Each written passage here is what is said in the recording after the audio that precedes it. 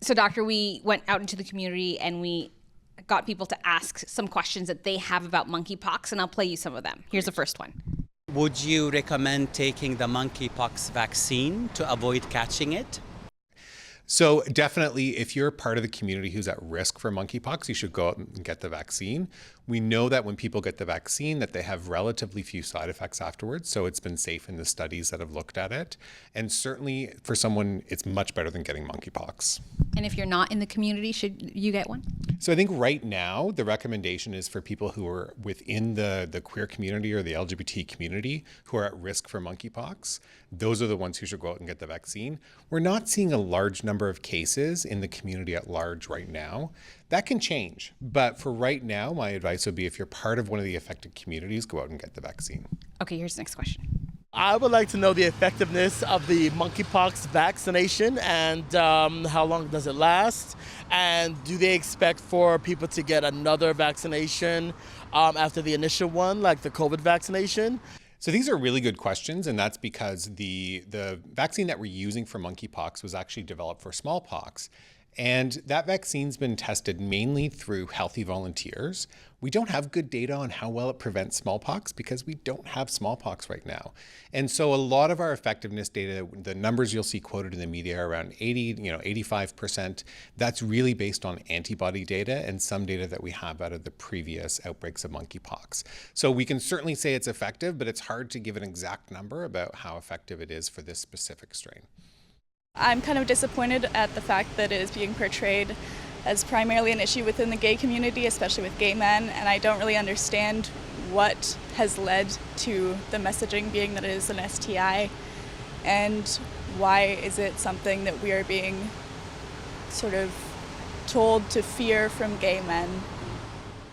So I think the first thing I'd say is that we don't need to be afraid, but part of the issue with the monkeypox being specifically within the queer community right now is one of bad luck.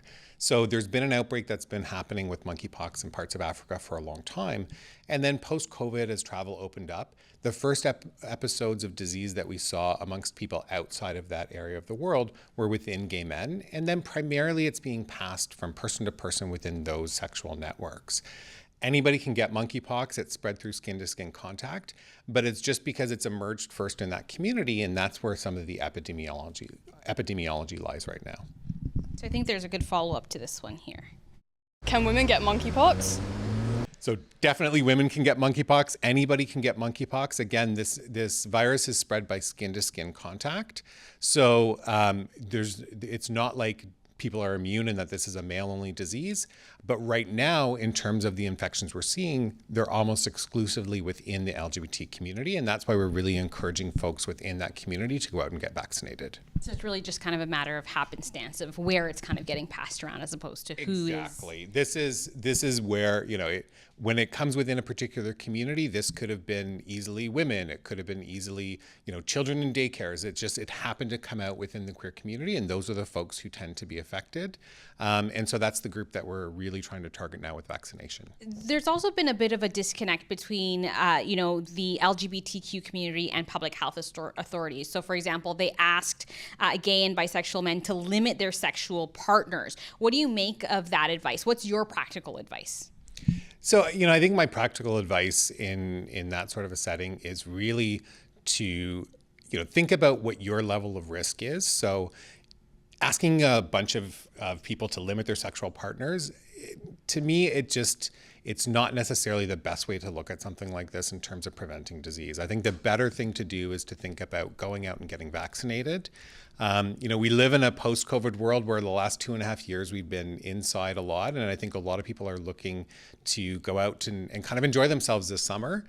I will comment that this is another time when specifically people in the LGBT community are being singled out as their natural human need for contact and sex is somehow wrong. So that's not my approach. What I talk about is really, again, you can think about your sexual network and have frank conversations about folks about have they had their monkeypox vaccine? Do they have any symptoms?